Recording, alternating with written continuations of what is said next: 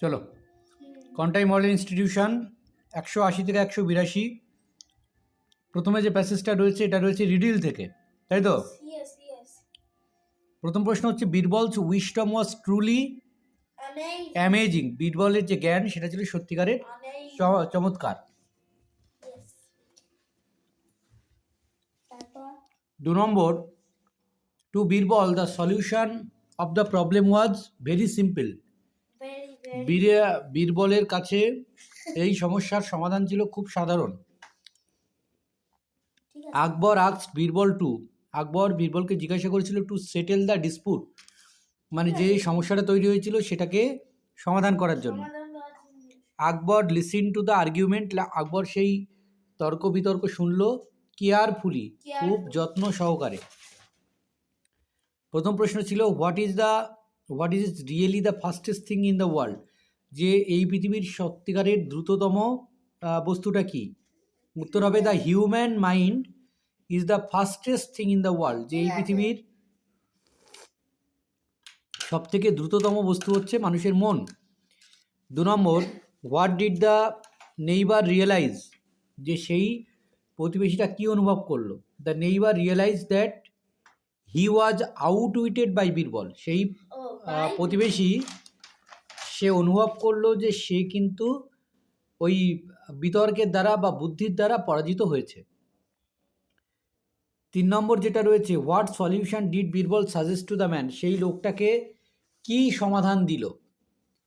Birbal suggested that, Birbal মন্তব্য করলো যে since the well belonged to the man, যেহেতু ওই কুয়োটা ছিল সেই লোকের, the neighbour should pay rent for keeping water in it, তাহলে তার প্রতিবেশীকে এখানে জল রাখার জন্য ভাড়া দিতে হবে।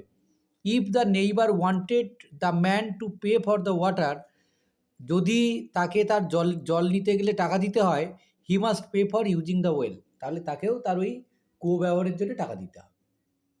বোঝা গেছে? তুমি কি এটাই লিখেছ? এটাই লিখতে হবে। শেষের যে পোর্শনটা ছিল, যে যেটার দ্বারা আউটউইটেড হয়েছে সেই কথাটা পুরোটা লিখতে হবে।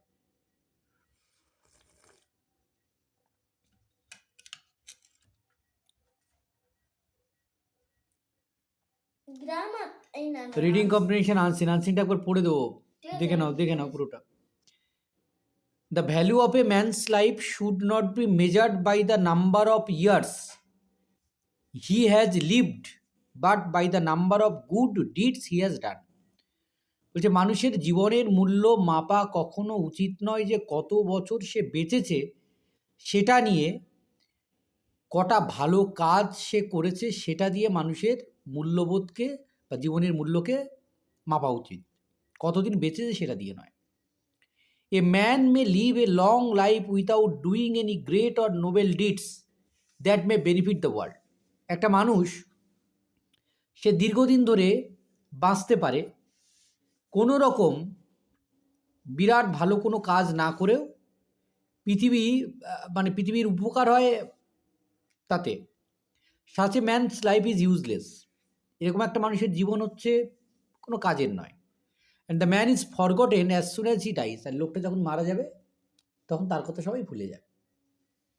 But a man who does Nobel works for the welfare of mankind and society, কিন্তু যে লোক সে সমাজের জন্যে মানুষের জন্যে কাজ করেছে, though he may live a short life lives in the memory of people even long after his death, সে অল্প দিন বাঁচলেও তার এই কথা, তার এই কাজের কথা তার মৃত্যুর পরেও মানুষ মনে রাখবে।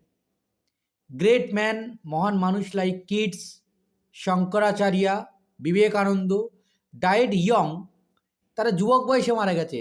কিডস মানে কবি, শঙ্করাচার্য অ্যান্ড বিবেকানন্দ এরা হচ্ছে সব ওই কী বলবে যে ধার্মিক জ্ঞানী ঋষি আর কি, তারা যুবক বয়সে মারা গেছে। They are still remembered with mass respect for the noble deeds, কিন্তু তাদেরকে এখনও আমরা মনে রাখি তাদের সেই কাজগুলোর জন্য। We should therefore spend the precious days of our lifes in the service of mankind as much as possible. তাই আমাদের কি করতে হবে, যে আমরা যতদিন বেঁচে আছি মানুষের সেবা করতে হবে, ঠিক আছে, এবং মূল্যবান দিনগুলো এভাবে অতিবাহিত করতে হবে। তো এটা হচ্ছে আমাদের প্যাসেজ, অর্থাৎ এই প্যাসেজ আমাদেরকে কি শেখায়, যে আমরা কতদিন বাঁচলাম সেটা ফ্যাক্টর নয়, আমরা সমাজের জন্য, মানুষের জন্যে কতটা কিছু করতে পারলাম সেটাই হচ্ছে ফ্যাক্টর। কারণ আমি দীর্ঘদিন বাঁচলেও কোনো কিছু যদি না করি, তাহলে মানুষ আমাকে মরে যাওয়ার পর আর মনে রাখবে না। কিন্তু আমি যদি অল্প দিনও বাঁচি, কিন্তু কিছু যদি মানুষের জন্য করে যাই, তাহলে মরে যাওয়ার পরেও মানুষ আমাদেরকে মনে রাখবে। বোঝা গেছে? তো এটা হচ্ছে থট আর কি। কোশ্চেন দেখে নাও। The value of a man's life should be calculated by the number of noble deeds he has done. Yes. A man's life is useless if he does noble deeds for the society. Yes. People remember that man who devotes a good amount of his time for the welfare of mankind. C হবে answer. Yes. Complete the following sentence. ঠিক মেনে নাও সব। প্রথম প্রশ্ন আছে, we should spend the precious days of life in the service of mankind as much as possible. 2 number, great men are still remembered with much respect for their noble deeds. Yes. Yes. Grammar and vocabulary প্রথমে রয়েছে proper, under the proper and circle the common nouns. তো এখানে হচ্ছে অতনু মিশ্রা হচ্ছে proper nouns, singer হচ্ছে common noun. দ্বিতীয় বাক্যে school হলো কমন নাউন, কন্টেইন মডেল না কন্টাই মডেল ইনস্টিটিউশন যেটাই রয়েছে সেটা হচ্ছে, এটার নামটা ভুল হয়, কন্টাই হবে মনে হয়, এটা হচ্ছে proper noun. Combine the sentence using self pronoun দিয়ে কম্বাইন করতে হবে। মাদার কুকস আওয়ার মিল, মা আমাদের খাবার রান্না করেন। There is none to help her, তাকে সাহায্য করার কেউ নেই, তার মানে নিজেই রান্না করেন। Mother cooks our meal herself. দেখো ঠিক লিখেছো। Yeah, ঠিক লিখেছি। Rahul solve the riddle, Rahul একটা ধাঁধা সমাধান করেছে। Don't ask anyone to help you, তাহলে Rahul solve the riddle himself হবে।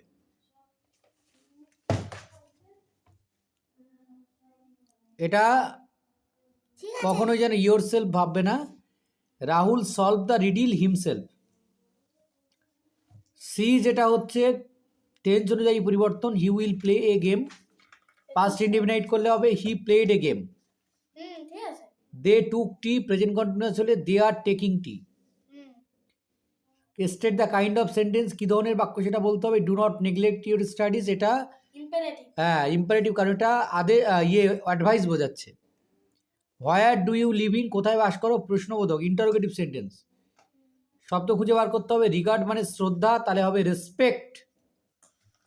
আর ভ্যালুয়েবল মানে হচ্ছে মূল্যবান, তাহলে হবে প্রিসিয়াস। সব দেখে নিয়েছো? হ্যাঁ।